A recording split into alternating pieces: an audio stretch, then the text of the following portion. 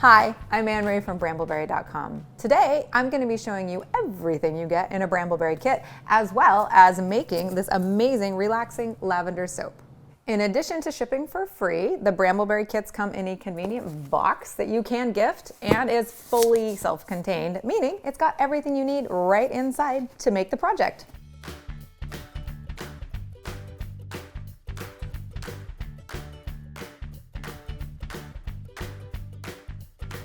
Right as you open your kit, you're going to see a package that contains everything you need to get started. Specifically, it has a full kit ingredients sheet so that you can make sure that everything you need is in the kit. It has a little notice about lye safety, and the back has some information about, well, more inspiration for the next projects you can make. Full instructions, including photos of the entire process, and then this kit contains labels as well. Let's dive into the box. So this kit contains the Lots of Lather Quick Mix, which is everything you need for a perfectly well-balanced bar of cold process soap. That means you won't have to mix and weigh individual oils. What you do need to weigh out in here though is the lye and the water. And this particular kit does come with a scale, which is great. And the next thing that comes in here is the triple sealed sodium hydroxide, sealed for safety, with a little notice to keep out of reach of children. This is more than you need for this recipe, so you will have lye left over. Some lavender herbs, the wonderfully popular Brambleberry silicone loaf mold. So this is the Brambleberry silicone mold, and I love it. Silicone's really easy to use if you're a beginner. It requires no lining, which is fantastic, and it's got a lot of give, which means the soap will unmold a little bit easier. Next, we have Lavender 4042. Lavender 4042 is a really fancy way of saying that it's a lavender essential oil, 100% natural, but it's been blended with different components of lavender essential oil to make it very stable and consistent from year to year. Smells so good.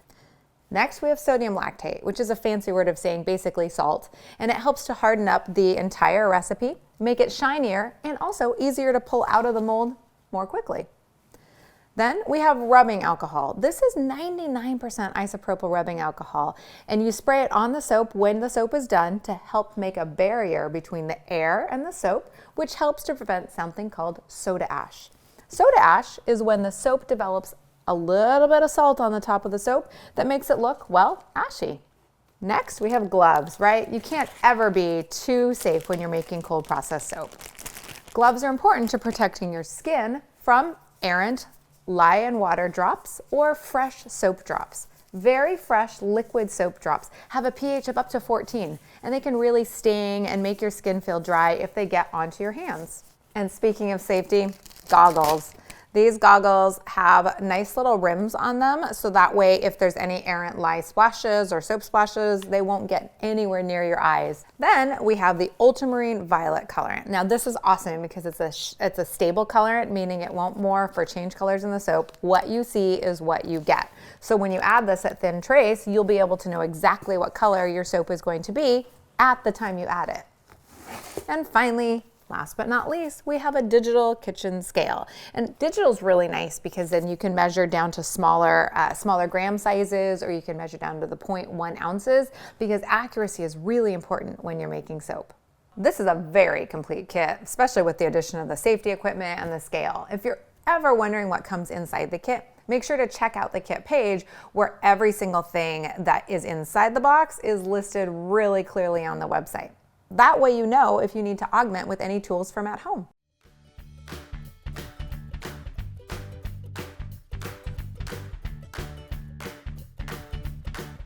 These are the tools you're going to need to add to your kit. So the kit does not come with a stick blender, and you're going to want to have a heat-safe mixing bowl for your soap. You're going to have another container to mix your lye water in. A stainless steel spoon is good. A stainless steel whisk is good. A chemical resistant spatula is nice to have. Just something that you can scrape the sides down for your soap making bowl. Now, a lot of these tools you can get at the dollar store or used at, say, Goodwill. You just want to make sure that you're not using anything that's aluminum coated, because aluminum plus lye equals toxic gas. Not great. And you want to make sure that when you are using stuff to make soap that you don't interchange it with your cooking equipment, right? Just to be on the safe side.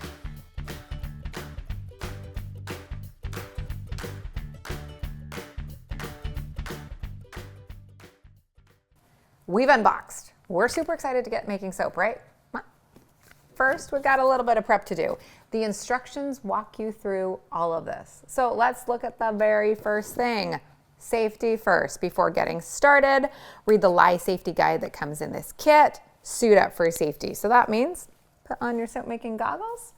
That also means that we're going to put on our gloves.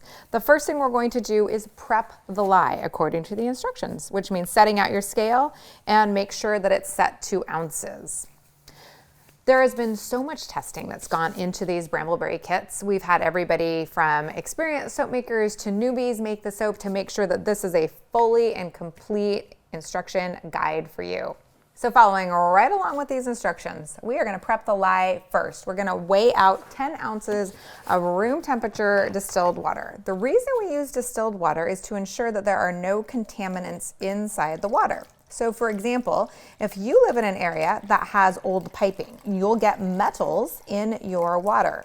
Metals in soap cause dreaded orange spots because they cause rancidity. There could be other additives in your city water as well that you don't want in your soap. So always use distilled water to ensure that you are getting the most pure product. Then in a separate container, go ahead and weigh out your lye. You can weigh it directly into the water. I don't like to do that though, because if you miss weigh and you pour too much in, you can't take it out and then you have to start all over again with your lye measurements. So lye can come in different forms. It can come in flake form, pastille form, or powder. The Brambleberry lye comes in flake form. This is the most stable of them. If you are at all concerned about any lung issues, say you have asthma, you're just really sensitive, some people like to use a dust mask or like one of those masks that you use for painting to ensure that none of the fumes during this process get anywhere near their nose. I work in a well-ventilated area. There's kind of fans going all the time. Some soap makers like to mix outside as well. Personal preference, just keep it in mind before you start your mixing process. I am going to measure out 4.7 ounces of sodium hydroxide.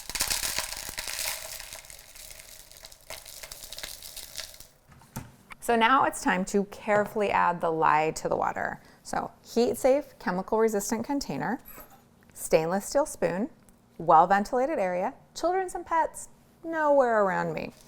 I'm gonna slowly add my lye into the water, stirring, and I'm gonna stand back at arm's length. It's because the lye water will superheat up to about 180 to 200 degrees. When it does that, you'll see steam start to rise from here. The steam is super irritating if you breathe it in, so I just stay away from it. Make sure that this is fully mixed in, and you'll notice it is starting to it looks translucent or white. This just tells you it's mixing in. It's very warm. Set this to the side and let it cool down. That's it. Once it's all ready to use, you'll know because it'll be clear and the temperature will be below 140. Next thing we do while that lye water is cooling is we need to prep our oils. These have been pre-mixed like I mentioned earlier, and all you need to do is put them in the microwave to get them to be fully homogenized and mixed in together. What happens when this is in transit is sometimes the palm oil can go to the very bottom, so we need to heat the whole thing up until it's fully liquid and transparent. Into the microwave we go with this microwave safe bag. So I can tell this is all done because look at it, it is clear, there's no floaty bits. I know that it is ready to go. Just to be on the safe side, I'm gonna go ahead and measure this to ensure that there is a full 33 ounces in this bag. If anything, at Brambleberry, we sometimes add just a little bit more to be safe because we want to make sure that anything that sticks inside the bag is not going to affect your recipe, for example. So measuring is always a good idea when you're making soap. And so this is just perfect at exactly 33. So now it's time to prep our essential oil and add our sodium lactate. So the essential oil, I need to weigh out, it gives me light, medium, and strong scents. I like a strong scent, which is all of what's in the Lavender 4042. Lavender essential oil is wonderful in that it also will take off nail polish or make your plastic kind of thin out. So you want to make sure you're using a chemical resistant container when you're measuring out your lavender. The very last piece of prep before we start to make our soap is just this, adding the colorant directly into our oil. This colorant is oil soluble, And so the way we're going to make sure it's fully mixed into our batch is to add it directly to the oils and then stick blend all of that to get rid of any clumps. Doing just about a teaspoon, and again, what you see is what you get. And so the final product will look, well, just like the kit photos that you saw online. I've added my Ultramarine Violet Oxide pigment into my oils. Now I'm going to stick blend to make sure that it's fully blended in.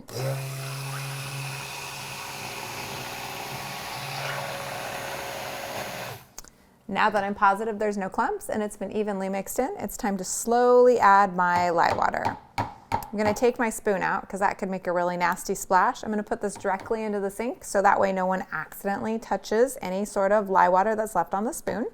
And slowly pouring my lye water in and just turning the stick blender on in pulses as that goes in.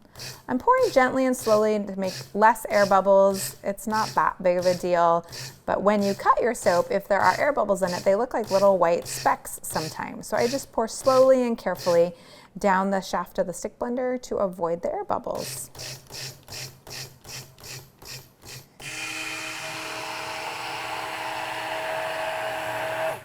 Now I'm just going to stick blend until I get something that's called trace. And trace refers to when you can pick up your stick blender and you can literally trace.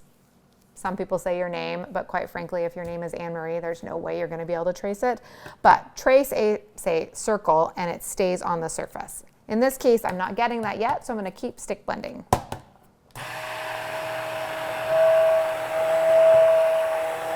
As you're mixing, you'll notice that this starts to change colors, and you can, like, the stuff that hasn't fully emulsified is going to sometimes look a little more oily or a little more translucent, and the stuff that is emulsified is going to look more pudding-like and more consistent in its texture and look and feel. So in this case, I want to make sure that I am fully mixing everything in, so I'm just going to move that stick blender around.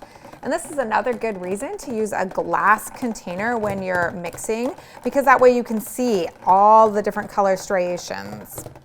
Now I'm going to check for trace. I do have a really nice kind of thin to medium trace. I can make little circles that are staying on top of the soap. And now I'm going to go ahead and add my essential oil. So I've already measured it out, so I'm just going to add all of it.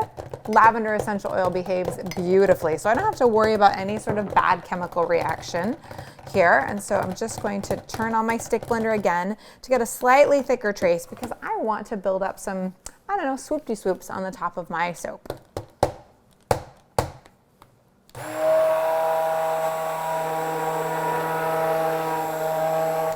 One of the great things about this kit, and it makes it so good for beginners, is it's one color and one really well-behaved essential oil.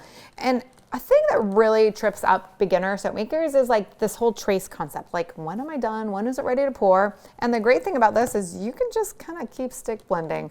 And right now I have trailings that are staying beautifully on top, making little kind of, I don't know, nice little mounds. So I know this is ready to pour. I'm still going to stick blend it just a little bit thicker because I do want to make that design on top with those waves. So I am at a, what I would call a, this is a pretty thick trace actually. So I'm going to just get all that excess soap off without breaking my container. Okay, spatula, thick soap, Bramble berry mold, and we are ready to pour. Here we go. It is so gorgeous. It is like the most beautiful, I don't know, pudding consistency. It's actually making me a little hungry. Oh, and it smells so good. Fresh, herbaceous, calming, soothing. Lavender is well known for its aromatherapy properties around soothing and around stress relief and sleep, and it just smells so good. I love this color too. Now that I've got most of my soap out, I'm going to put this to the side. I'm going to give this probably just a little tap or a little just jiggle to get this to even out a little. And now we can kind of start to test, is this going to hold any sort of design? It's still a little warm. And I'm going to want to do this with a spoon anyways, but you can see we're going to be able to mound this up pretty nicely once it starts to cool down a little. So now in order to get your design, and you can really do whatever you want here, you're just going to start mounding up. And remember, this is soap. It's going to stay this kind of nice, thick, liquidy, malleable consistency for a while. So if you're just starting to get the hang of it, you have a little bit of time to play. Some people like to do spoons all the way down. Other people like to just really make some fun designs here. I am just gonna do a very classic look, the same one that's actually on the website for this particular kit. I'm just gonna mount it up, and then once we're done and you have the design consistency you want, then it's time to put on our lavender buds. If this isn't keeping its design consistency and it's kind of going flat on you, it's because it's still a little hot. That could be due to the soap making temperature you're at or the ambient temperature of where you're soap making. If you are soaping in a hot shed in the middle of Georgia, the ambient temperature is going to be hot enough that it's going to make this entire batch warmer for longer. So just wait for this to cool down and thicken, and you will eventually be able to get the beautiful mounds and the texture that you want. All right, so now we have the perfect wave. I'm gonna quit messing with this and put on my, oh, nope, I'm gonna keep messing with it. I'm gonna put on my lavender buds now. And the lavender buds look great, just sprinkled right down the middle. And I'm gonna pull off my glove for this because that way I can actually do a better job precision dumping my lavender buds. And the way the lavender buds work, this is really nice and liquid, and still the soap is pretty wet. Lavender buds are going to stick. If you're at all concerned though, you can always take your gloved hand and you press just a little bit down on the lavender buds. One thing to keep in mind is this is just really for the look and design of the soap, because the first time anybody washes with these, the lavender buds are going to come right off. They are, however, fully irradiated, beautiful herbs, and they'll just wash down the shower drains perfectly. And the final step is just to spray with your 99% rubbing alcohol, and it's important that it's 99% rubbing alcohol because if it's not, it just won't help to prevent the soda ash, because that 99% versus the 90%, which is the standard that you see in the grocery stores, makes a difference. And then you can either just put this right onto like a heat blanket, you can put a cardboard box over it and then insulate it. But whatever you do, you just want to put it to the side and you're ready to unmold in about 3-ish days.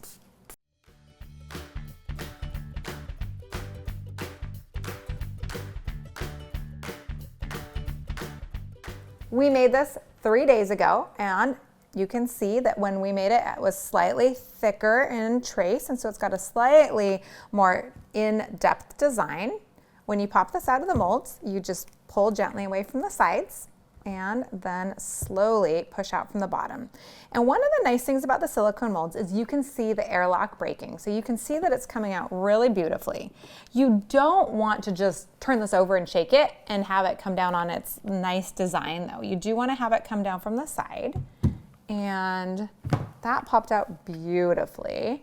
And then it's time to cut. And in this case, I'm not gonna cut from the top because I don't want the drag marks from the lavender to go all the way down the soap. So I'm just gonna cut from the side. I'm using a sharp, non-serrated kitchen knife here, and just gonna cut right straight down. And let's see, how do we look? Ooh, it's beautiful. I can see a tiny little bit of gel phase ring here. If you get this, not a problem. All that means is it got a little hot in the middle, didn't quite go out to the sides. This color will even out a little bit over the 4 to 6 week cure time. So as I'm cutting into this, I can see that I'm getting a slightly more consistent color. And that's because gel phase, which is just refers to the process of the saponification soap making process, where the soap gets super hot, starts from the middle and works its way out. And so the middle bars are a little bit more even in color. Again, it doesn't matter if your soap goes through gel phase or not. What does matter though is you do need to let this soap sit for 4 to 6 weeks for curing and drying time before using it or giving it away. Let it sit in a room temperature area with full airflow on all sides of the soap. Some people even like to run fans over their soaps to make sure that they dry out even more quickly. If you liked this video, please give it a thumbs up below. Definitely subscribe to the channel so you are informed each and every time we come out with a new video. Follow us on social media at brambleberry.com, and until later, happy soaping.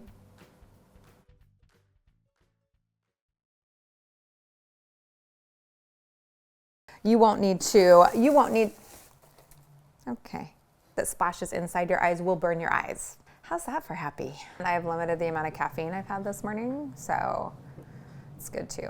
We ready? Yeah. All right. Hi.